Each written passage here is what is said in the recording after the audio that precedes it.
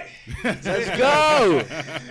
Jason Agbodza. It's been a long time. It's been a long time. Right. Coming. Let's introduce up the podcast. Awesome. Are we recording? Okay. Let's pray first. Okay, let's pray first. All right.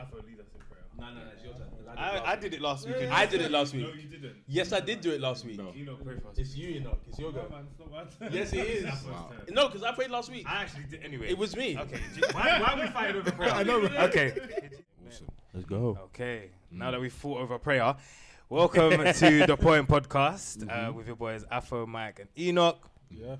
We're back with another episode, and today, kind of following on from our discussion that we had on 9 to 5s, corporate working, and entrepreneurship, we thought we'd bring on someone who has actually taken the leap of faith and is on that journey from the leap of faith from the corporate world. Good friend of mine, known him for over maybe 10 years, maybe? Around 10 years. Correct. Yeah, I've known Long Jason since I time. was like 16. Yes. He 16. It's mad, bruv, and I'm 26. Sheesh. It's actually nuts. Wow. He is a minister. He is we'll go into his story. He's a minister, he's a husband, he's an entrepreneur, he's an investor. Ladies and gentlemen, Jason Agbodza. Hi. Yes. Hey, bro. Welcome. Thank you so much. Thank you guys for having me. I appreciate it. Of course, man. Of course. So we're going to jump straight into it. Yeah, sure. We've been, last week we had a discussion about 9 to 5s and kind of the millennial generation and all of this, everyone wants to be an entrepreneur, everybody wants to do their own thing and so on and so forth. But when I thought of that discussion, I thought, you know what? There's no one better that I know right now than you to bring into the conversation. Got you. Because we've had many a conversation about how we feel about the working environment. Yes. And all of that, but we'll get into it. But firstly, just tell us a little bit about yourself for the listeners. Yeah, sure. So, as you rightly mentioned, my name is Jason, and I'm 29 years of age, living in Gravesend, Kent. Formerly was living in the borough of Lewisham in Catford for about 15 years, and then Brixton before that for 10 years. And I think it's relevant for me to actually even mention that because, back in the day, I remember living in the 90s.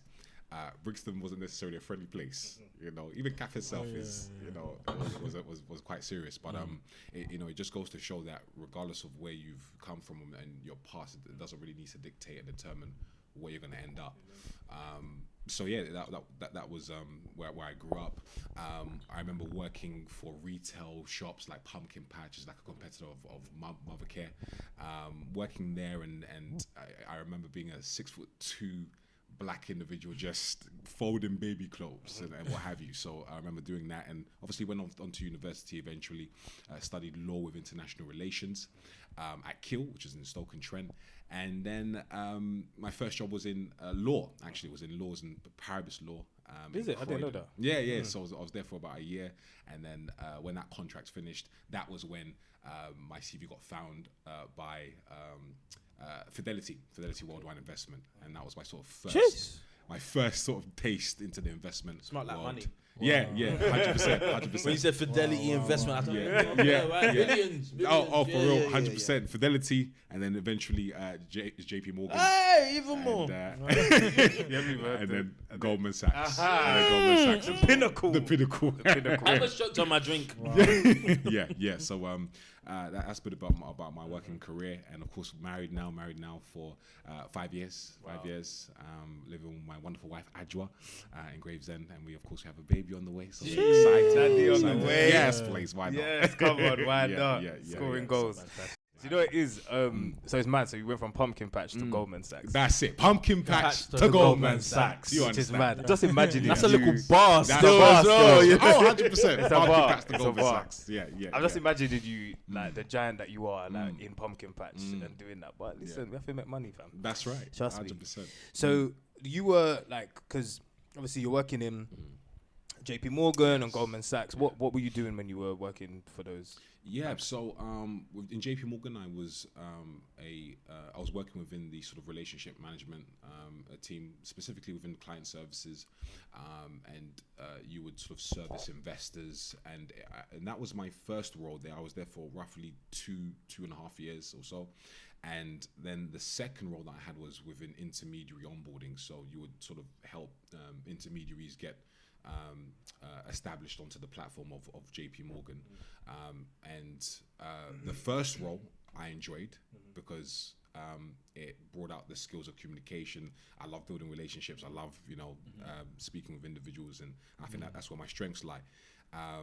But it was that second role in intermediate onboarding where I began to get the frustrations of the corporate world in terms of the tasks I would have to do, the people I would have to deal with, and it was really there where I started to daydream a lot about what life could be like outside of this corporate world.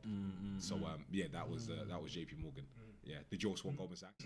Yeah, and Goldman Sachs. So Goldman Sachs, again within relationship management, so a similar type of role. Wealth management professional was the title, and this is where you would have to deal with ultra high net worth investors. So investors who would invest anywhere from about 10 million to about 100 million plus, different types of asset classes, and you'd have to maintain their accounts.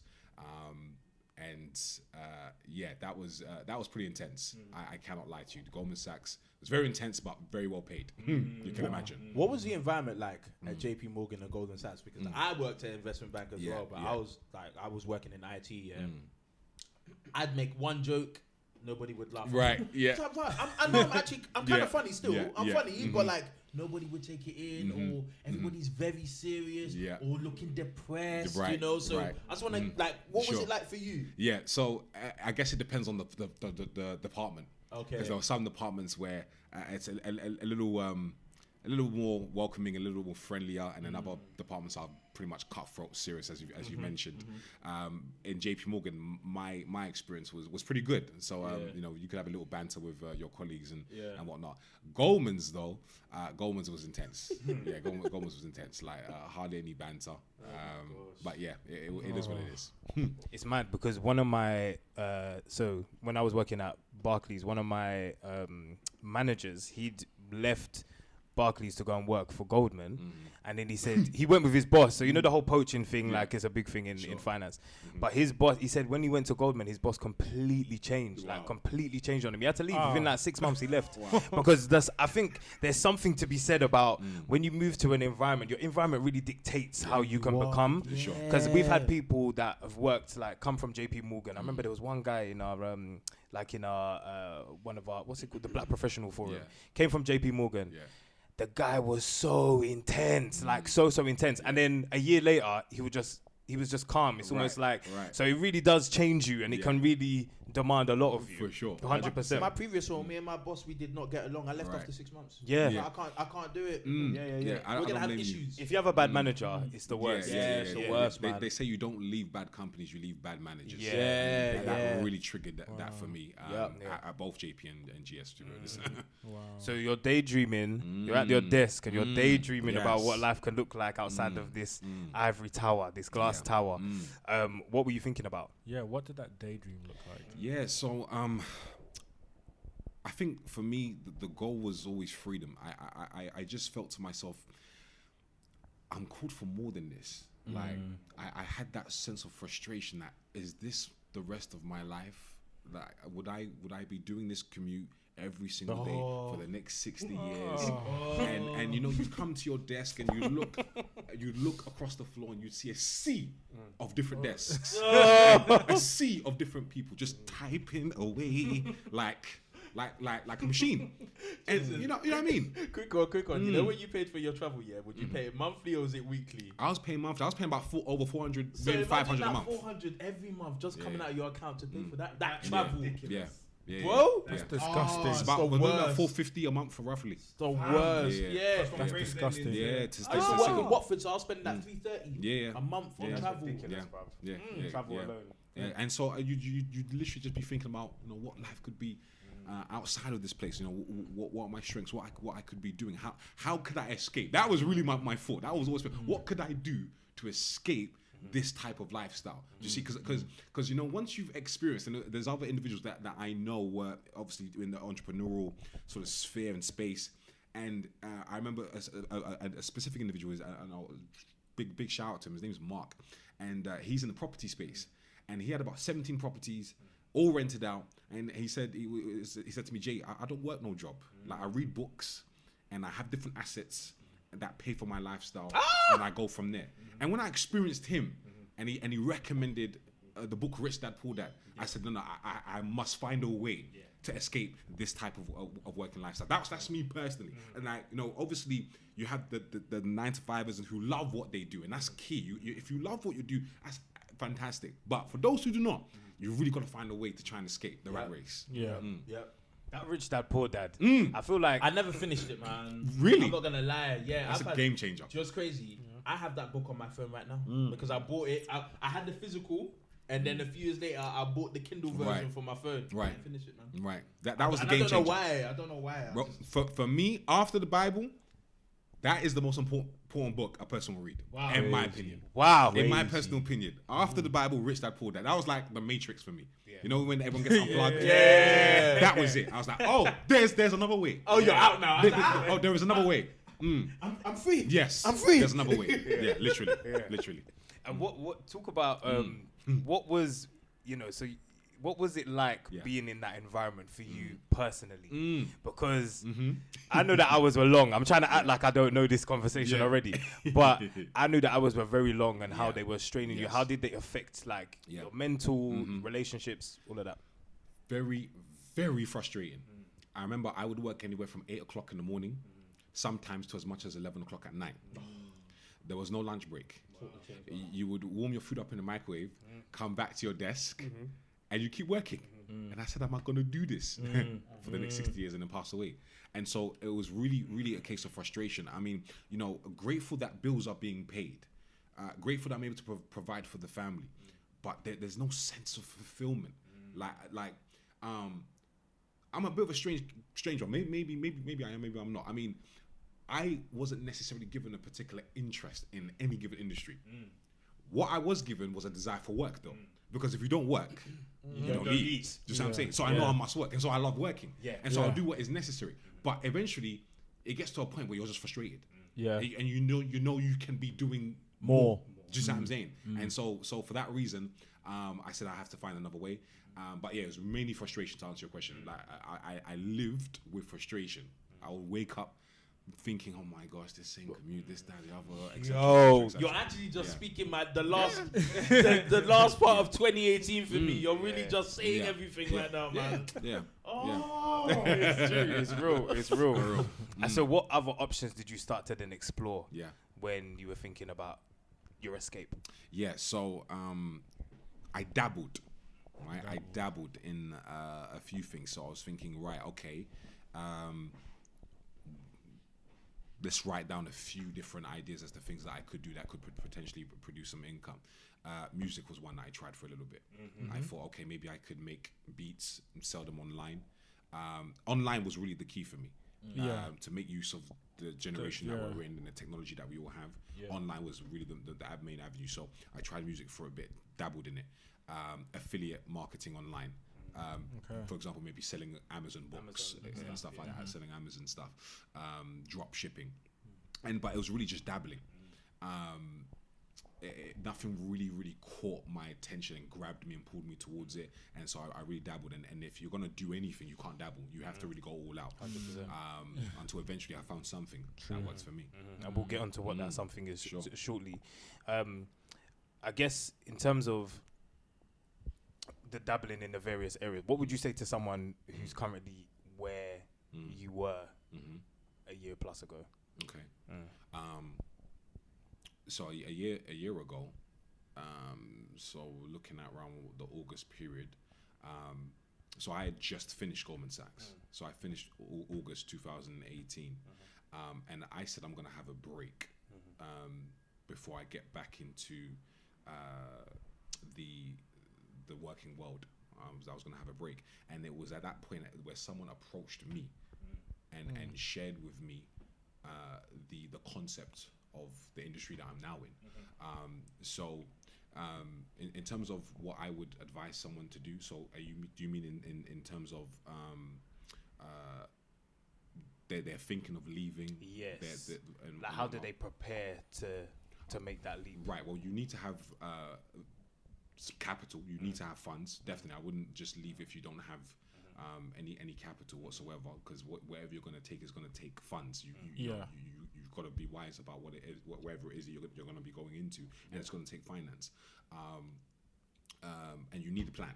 You need to have a definitive plan of what it is that you're going to be doing. And really and truly, ideally, you should be working on what it is that you want to do whilst doing the maybe 9 to 5 or whatever it is. And when you see that the income is consistent, really and truly, that's when you want to take the jump. I had sufficient capital, obviously, as a result of working for Goldman's, right? They paid me very well. Yeah.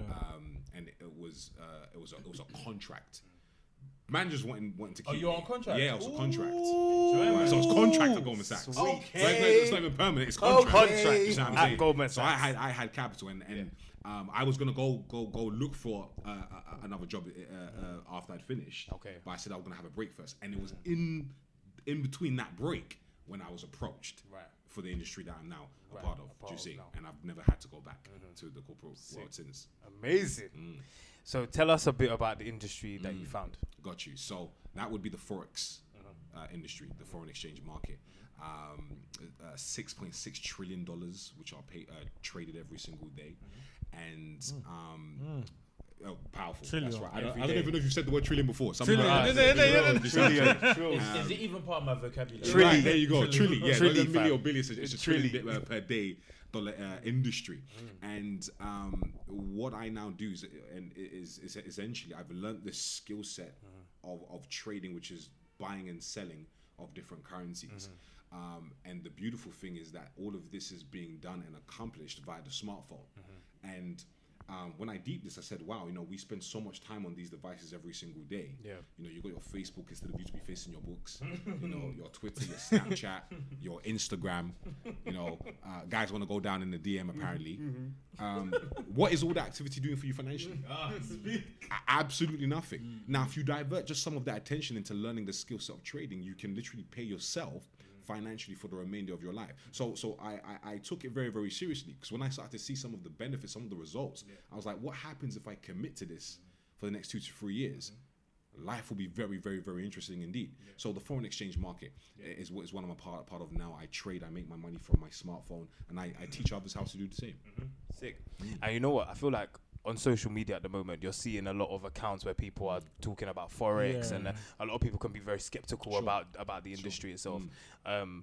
But really and truly, and you and I know this from working in finance, that this is how the banks make money from your money. So you wonder why Santander and NatWest give you a free bank account. It's because they take your money and either lend it to someone or they take it and invest it into the Forex market. That's right. To make a greater return on it. 100%. And so you started this during that period of you being on a gap. So it's almost like a godsend, really. Oh, 100%. If you felt, A godsend. A godsend, for That's true. Absolutely. And how did you then? So how did you get started? Got you. So I use an online educational platform for the information and the resources that they had available. Utilizing that, studying, and really following mentorship online. I would then practice. Everyone who gets involved in trading, obviously, first and foremost, you really should practice, right? So you practice on a demo account, and I would practice and practice and practice. Eventually, you would feel confident enough to go live and then use your real money. Now, I remember when I made my first £100, I made roughly £116, and I made this between 9 a.m. and 9:30 a.m. I was in my boxer shorts. I remember that day. Do you see what I'm saying? And I said to myself, so you mean to tell me there are millions of individuals in the UK working 8, 9, 10, 11-hour shifts, jobs they hate, right? Remember the whole frustration of jobs. And they haven't generated what I've just done from the same phone that some of you use for dog filter selfies. Do you see what I'm saying? And so I said, right, okay, let me commit to learning this over the long term. It takes time, right? Anything that's worthwhile is going to take some time. But it's still a shortcut, because we know what's going to happen with regards to the job. You've got it for 60 years, do that every single day, etc. What is the potential of what can happen if you were to learn a skill set like this? So for that reason, I took it very, very seriously, and here I am today. Yes, sir. 1 year deep. Yeah, 1 year deep. 1 year deep. 1 year deep. In terms of like the for the skeptics and people are like, oh, does it really work? And I'm not like good enough. You work, or people might say to you, Jason, you worked in finance, so you have an affinity for financial acumen and so on and so forth. Is that something that you would? What would you say to them? Yeah, sure. I mean, I've traded alongside retail shop workers who stack shelves. Yeah, I've traded alongside hairdressers, barbers, window cleaners, even. And then, of course, on the opposite spectrum, I've traded with barristers and solicitors and doctors and architects, people of different backgrounds, but who are sharp enough to understand the need for multiple streams of income. See, there's nothing wrong with having a job, but I think only having a job is an issue. Now, it doesn't have to be trading. It could be property. It could be stocks. It could be drop shipping. Could be whatever it is. You could be selling cakes. But do something that provides multiple streams of income, because you just don't know what can happen when it comes to you just having that one job. Look what happened to Thomas Cook the other week or so. Do you see? Oh yeah. So it's vitally important to do something that provides multiple streams of income. 100%. And obviously, while we're talking on multiple streams of income, here we go. Ecclesiastes 11:2. Invest in 7 ventures, yes, in 8. You do not know what disaster may come upon the land. And that for me, because obviously I'm a forex trader as well. That for me was one of the pinnacle scriptures that encouraged me to actually do more than just go to the 9 to 5 day in, day out. And you and I have had loads of discussions about how we felt about that. For sure. But it's so essential. Like I have conversations with so many people, and oftentimes when I'm speaking to people about their work, it's never anything really positive. It's nobody my really boss annoys me. Today my colleague did this. Oh, yesterday my boss did this, and then they won't let me go. They won't let me go doctors this morning, and I'm having to fight them because I feel ill over my job, and I'm having to fight them to get a doctor's notice to take time out. And it just felt to me. I just started to think, this feels like modern day slavery, if I'm honest with you. And I'm not. It's just legalized. It's just legalized slavery to an extent. And it just like, for me, if the Bible is telling you to invest in ventures, why are you skeptical about investing in ventures? Why people of faith? Don't let me get into it, but man. that's what you just said. Because Michael, if you think about what you just said, it's like people of faith. Those people lack faith, right? Which is what I'm saying. So like, I'm not defending them in any way, but I kind of understand why people would think that way, just because, it's hard to take that leap. Sure. You know, the idea of, okay, right, I already have to budget my money to pay for mortgage, to pay for bills. I have travel I have to pay for, got to feed the kids as well. You now want me to also spend money, to also trade. I know nothing. I don't know about it. Do you know what I mean? So, but I understand, like, you have to take that leap in everything. Like, it's like, oh my gosh. I'm old, right? I've been working for a while, so I've gotten to that point. Now that I don't live with my parents, I've gotten to that point like, oh, I need more money. I need to have that additional income, whether it be through trading or anything else. I've got to, because it's not easy. I said it in the last episode as well. It's impossible, in my opinion. It's impossible to live a high quality standard of life on one income, unless even if you're CEO, CFO, COO, whatever O you are, right? If you're working 18 hours, will you ever see your family? That's right. Even if you're earning 100,000, maybe 200,000 a year, you won't. Right. So there's no balance in what you do. So in my opinion, as much as it is important for you to make the money and find that second income, it's also important to find a balance as well, something that works for you. Right. 100%. I don't even aspire to be CEO anymore. I used to when I was younger. I was like, I want to get to the top. Yeah, 100%. Yeah, I mean, what you said is so important, and we must understand that if nothing changes, then nothing changes. Yeah, people expect different results and want to do the exact same thing. How long do you want the narrative of your life to be? I can only afford this much.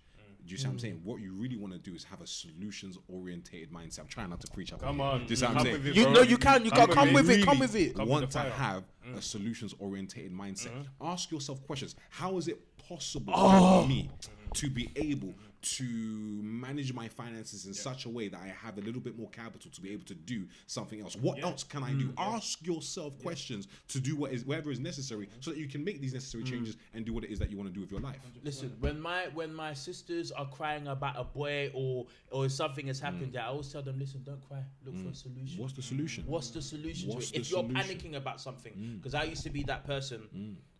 when I first started working, I used to be that person that would panic a lot. You know, like because I'd always be the youngest, and I'd be around a lot of people that are in their 40s. They're asking me questions. I don't have the answer for it, so I'm just like, I don't know what to do. I try and run to my manager, but there'll be those days he's not in. So what do? I have to come up with a solution. You have to get creative. You know, gotta be creative with it. 100%. You know? You're born to create. Yeah. I feel like finance is an area, especially people of faith, that they have a lot of fear in. If I'm honest with you, because I feel like what you said about, okay, if I've got a child, if I've got this and I've got dependents, then how am I able to apportion and set aside money and so on and so forth?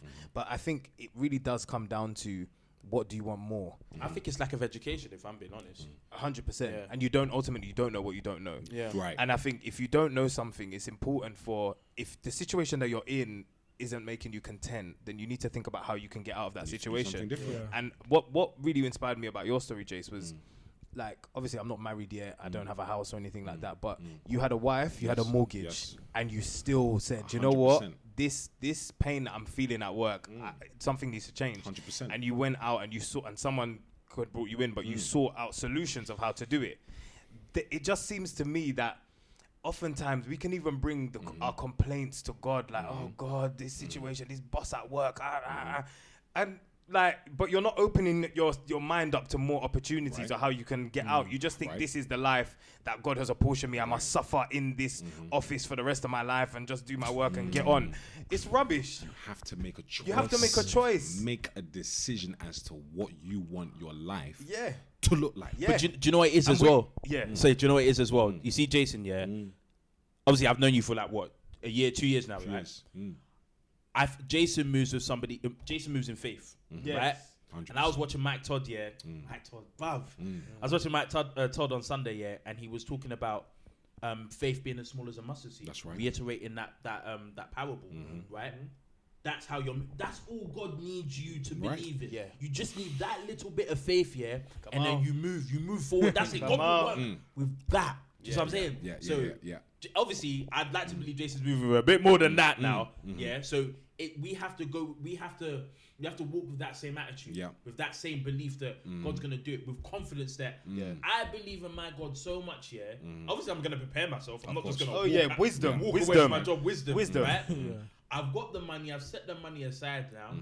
I'm gonna leave. Yes. I'm gonna find a way, and I'm gonna make it. That's Yes. right. Yes. That's right. And 2 points that have come to mind just off the back of that is, well, me anyway, you generally play better when your back is against the wall. When your back is against the wall and you have no choice but to go forward, success becomes not necessarily an option, but a must.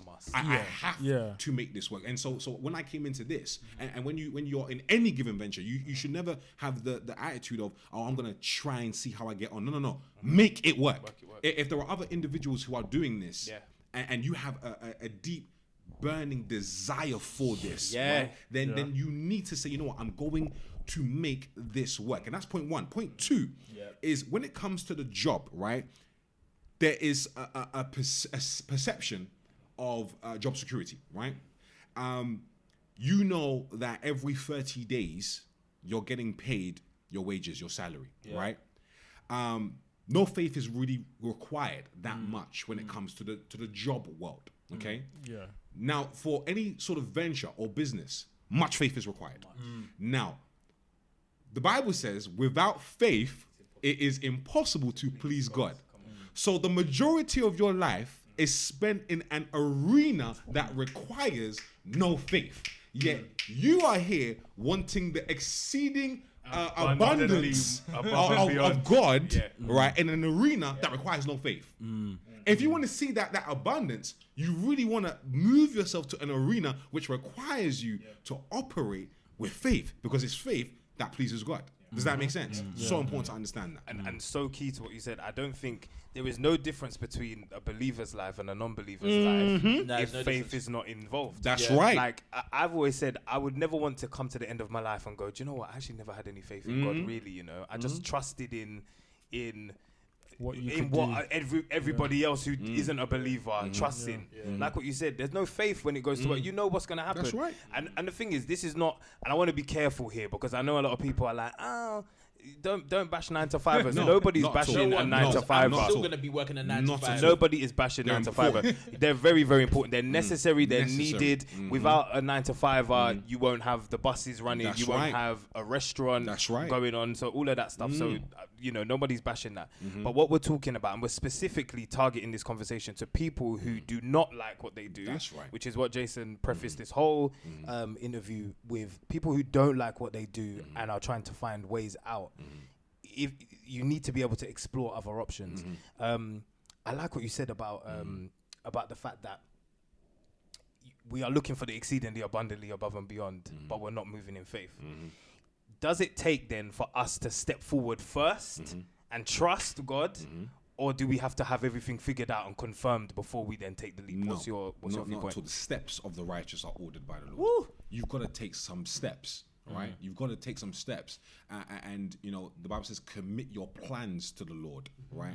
And He will grant you success, right? So you've got to come up with some plans. You've got to take some steps. You plan step, right? And we know that all things work together for the good of those that love God, right? But you've really got to take some action steps. Like God partners with us, right? So you've got to take steps. You've got to have a plan, and yes, you've got to move. Definitely in faith, 100%. That you're not gonna have everything figured out in terms of your path and your venture. But you do the best that you can with what you have, and really run from there. What does it look like to kind of set goals and vision and walk out those steps towards that? Because I think some people might be struggling with, what's that phrase? If you're not dreaming big, like if you don't tremble at your dreams, then you're not dreaming big enough, and that kind of thing. Like if you don't tremble at the fact, like if you're setting a goal and you're not scared of the fact that you're written that down, it's not a big enough goal. Sorry, that's kind of ridiculous still. Why do you think it's ridiculous? Because not everybody has the same dreams. Not everybody wants to get to the top. Some people. We're trying to say that, like, if your goals are not like making you not worry, but like are not making you scared or giving you goosebumps, then they're not big enough. Why not? Because if it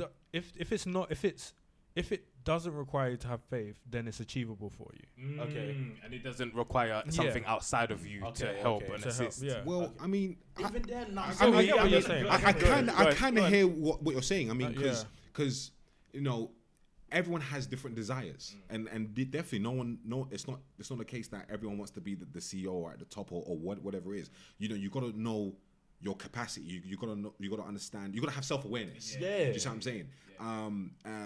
And then define what it is that you want and make it clear, right? Make it clear, and then you then start taking the action steps to bringing that into manifestation, right?